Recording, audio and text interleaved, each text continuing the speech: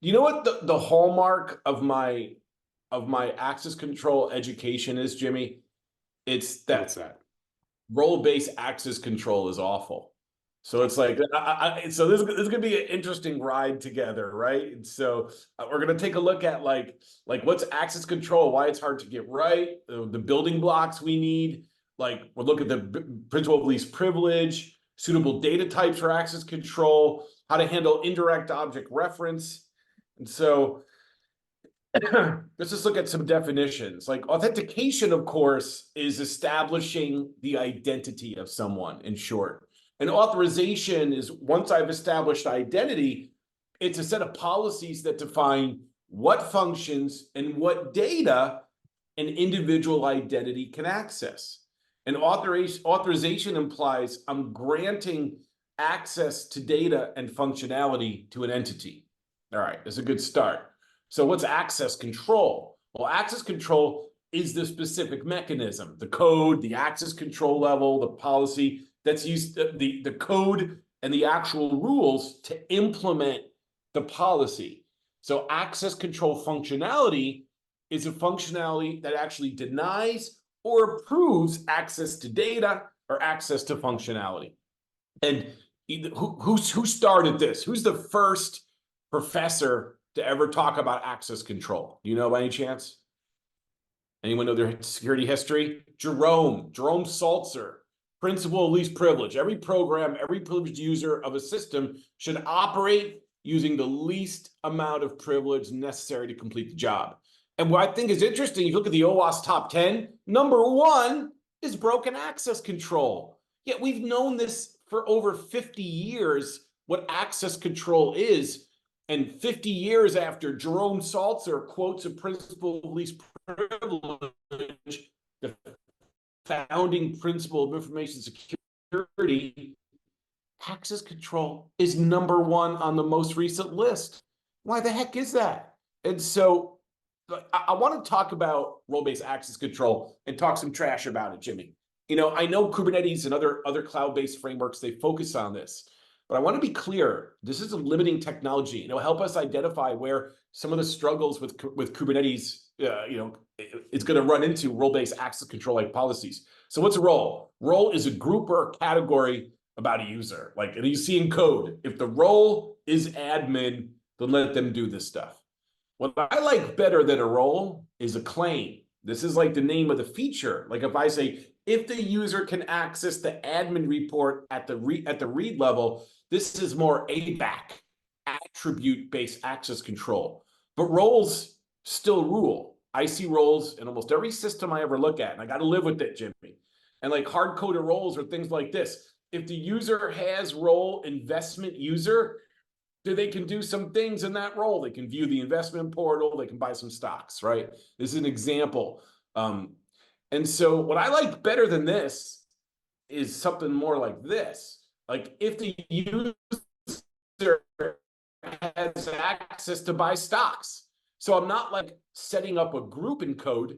I'm actually doing a check on the name of the feature or the piece of data. This is the ideal, but again, a lot of the cloud-based systems that we all depend upon, like Kubernetes, they don't roll this way. They roll more this way, where you're gonna have put a user in a group in a role, and that role has a set of features, and in the Kubernetes code itself, they're checking on the role. So what else can we look at here? So let me jump ahead a little bit. And so when I have and the reason why I trash roles a little bit, Jimmy, because in enterprise software, if I'm hard coding roles in a large piece of software, how do you prove that you did it right? Well, I have to go look at 5 million lines of code and look at all those hard coded role checks. Luckily in Kubernetes, like I can go check the admin console and audit who has what roles. But in enterprise software, like if you're just scattering hard coded role checks all over the place, it's hard to prove what the policy is for that application. And anytime access control changes, I got to push new code as well if you're doing a hard coded role. Or it doesn't. And here's the biggest problem I have with roles, damn it, Jimmy. there's no support for indirect object reference. And let me give you an example of that. Let's say we look at some like cloud-based messaging system like this. I have a mail system and I have a certain message ID. Jimmy, I know you know this. What would you do as a security auditor or a hacker or a pen tester to check if that message, to try to steal messages for other users in the system? You go look at your inbox and you have one message and you click on it and that's a URL. Yeah, seven digits. You can enumerate over that pretty quickly and dump an entire mailbox. How long would it take you to write a script to try every single ID across the whole system? 5 minutes. Yeah, and you're a full-time employee for RAD, right? Yeah, you're like one of the executives. So if you're a full-time employee for your company, that's 5 minutes script, and you're checking every single ID in that system. Now, Jimmy, if you're a consultant like me, that's a 2-week project, billable. All right, that's a terrible bit. But how about let's fix this problem. Let's do some security. If the user is authenticated and the user is role user, then go fetch that message. Is this a good fit? What do you think, Jimmy? Is that a good fix?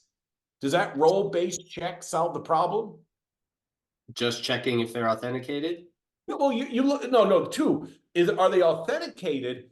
And if the user is in role user, because you love your roles in the Kubernetes world. So I'm doing a role check. Has nothing to do with my message. So no, it's not the best. No, I could still steal every single message from anyone in the user group. And Jimmy, welcome to the heart of why hard-coded roles have their limits, because they don't handle indirect object reference well. They don't handle data-specific problems well in software. So I know you're going to address this later on, but I just want to I'm just talking smack on roles just a little bit. To solve it's a good time to point out too that, in the AppSec world, that makes a lot of sense. And then we've turned it into cloud-based access, right? And you're really, when you boil down AWS, IAM, Kubernetes, RBAC, it's just API access control at the end of the day, right? Like all of these services expose APIs, certain people or groups have access to them. So it's not much different, and it's actually a really good segue into cloud access control, just to note.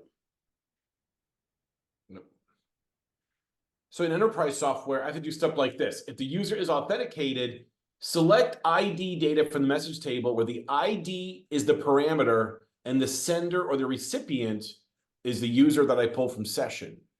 So the other way I've seen cloud-based systems handle this is, what if you have like 10 different kind of pods in Kubernetes, right? And I want to uniquely give user access to different, I'm using probably bad terminology, different pods. Then I can assign a user a role in the context of a specific piece of data. So that is where things are acceptable. And that's kind of what I'm doing here. I'm saying, if the user is a recipient or a sender specific to that piece of data, then give them access. And I've seen a lot of folks use roles to assign user a role, not globally, but in the context of a specific piece of data to solve this particular problem. And so what else can we look at? So the other, so far so good? So good here. I'm going to go over a couple design concepts when it comes to access control. Like I prefer when I can to enforce access control by the name of a feature, not the role. So, and I think Kubernetes works like that. Under the hood, they're running a feature. And when you assign a user a role, you're giving a user a set of features underneath that role. But underneath the hood in Kubernetes, they're checking whether or not the user is allowed to hit that feature. Then they check who the user is. Then they check what their role is, and they see if that feature is assigned to that role. And now it's not just a role, it's more of a grouping of features, and that becomes more reasonable. My only concern is when you're hard coding roles in a piece of software, things begin to break down. We also want to implement data-specific access control on unique pieces of data rather than just global roles across a big system. So I can handle horizontal access control. I can handle problems where if it's a message, I don't want anyone with a certain role to read that message. I only want you to read that message if you have a certain role, like sender or receiver, specific to that individual message. This is how you handle indirect object reference or data-specific access control problems. And I like to have a unified access control mechanism. And so what else? We also want to design access control so all requests go through some kind of filter and must be authorized, right? In Kubernetes, can I override their access control system and do things like OPA or Zanzibar and like override Kubernetes? Or is that more hard coded? Is that more of like, that's how you do Kubernetes and it's built in? You can, not easily, but there are technologies in the Zanzibar realm, and definitely workload to workload authorization and access control. You could use things like Rego or Open Policy Agent. The Rare. end user or service account identity itself, it's a little trickier, but there are just-in-time access controls and ways around it. But that is going a little bit against the tide in Kubernetes. Yeah, I've seen a lot of my customers use Kubernetes. They just use what's built in. So, and I'll say this as well. I'm usually talking to enterprise developers. At the cloud infrastructure level, roles make a lot more sense. In heavy duty, granular enterprise access control, hard coded roles break down fast, I would say. So deny by default, fail securely. Data that drives access control shouldn't be editable by an end user, right? Be able to, like, we don't want a cookie that states the role. I can edit that in a trivial fashion. I want to be able to change permissions of a user in real time and have that take effect right away. Like if I go into Kubernetes and I change the user's role, I don't want the user to have to log out and log back in before that takes effect. If I'm going to change policy of a user, I want that to take effect right away. And I always need grouping capability for users. I rarely want to assign individual permissions to a user individually. I usually want to assign a user to a group, which is, some people call it a role. Very often, sometimes a role is a role. Sometimes a role is like something that's hard coded in the software. But in the cloud, what we call a role is often really a group where I assign a user to a role, and that gives them a whole series of functions under that group. And in the actual cloud code, they're just checking on the feature. They're not actually hard coding the role. So that's in congruence with my philosophy on access control design. And when I'm building a system that's complicated, and I have to do mega complicated access control, the first thing I want to build is my administration screen. I bet we're going to look at some Kubernetes administration screens today, right?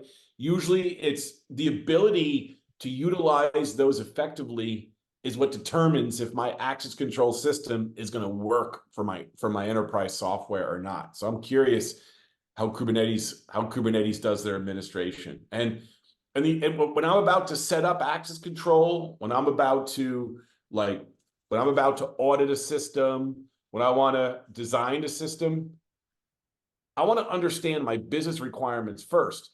How do I know if you set up your Kubernetes access control correctly? How do I know if the access control was built correctly? Well, what's the truth? What's in code or what you configured? What's truth is like what the business wanted in the first place. So this is why access control is the biggest vulnerability found statistically in this era in time, because I can't scan for access control typically, Jimmy, with like a burp or some kind of or edge scan or some kind of scanning tech, because access control problems are unique to every piece of software and every setup. I got to understand what the business, like SQL injection is a SQL injection, right? If there's SQL injection in your code, that's universal. But an access control flaw in how you configured Kubernetes, that's a bit more difficult to figure out. I got to understand what the business was even trying to accomplish in the first place. Hey, Anonymous, what sounds horrible? Anonymous attendee said, sounds horrible. I'm not sure what. I think Anonymous was talking about your email messages, insecure direct object reference. URL. Yeah, oh, gotcha. A few last notes and I'll pass it back to you. A few more. Yeah. What can I finish up with here? What do you think? Do you have any questions about access control in general, Jimmy? How did we get into this situation where access control is so, such a problem and so fragmented? Any thoughts on that? Like everybody seems to do it differently. Oh, absolutely. I mean, there's like some of the systems that are winning today because of their maturity. You got Zanzibar, which is like a hyper scalable data specific access. I can say check access on the user ID on a document on the document ID at the state by view. Mohit, what do I mean by centralized? Like if I want to prove your access control, I don't want to have to review 5 million lines of code. I want to go hit like the Kubernetes access control audit, or I want to be able to look at your database and see all the rules for all the users in one shot without having to like dig through 5 million lines of code where you're hard coding different access control checks. That's what I mean by centralized. Usually centralized policy. And a lot of enterprise software, they scatter their policy throughout the code, which makes it hard to prove. So let me go back to that question. Let me go back to, I got to dig through some stuff. I'm gonna find it though. The question is, why is access control so difficult to deal with? So I'm gonna find this. I'm digging through like a million slides to find one. So here it is. Here's why, Jim. So access control is incredibly difficult to test from an automated tool across our industry. Scanning tools are rarely aware of what your policy should be, because what your policy should be is not in code. What your policy should be is what the business is demanding, number one. And number two, that access control is super difficult for developers to build. There's a dozen different popular access control frameworks and different methodologies, hard-coded roles, hard-coded attributes, and a variety of Zanzibar and OPA, and there's Rego policy underneath the hood of some of these. The frameworks that we have today, like Kubernetes sometimes, rarely provides us with ultra granular access control that our business requirements are going to require. So when I want to do some really crazy stuff in the cloud, really advanced stuff in Kubernetes, I got to start overriding Kubernetes low-level access control and hook to my own rules.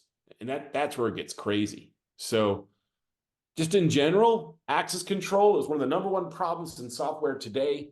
It's hard to scan, it's hard to prove, it's hard to build, and there's no truth other than what the business wants.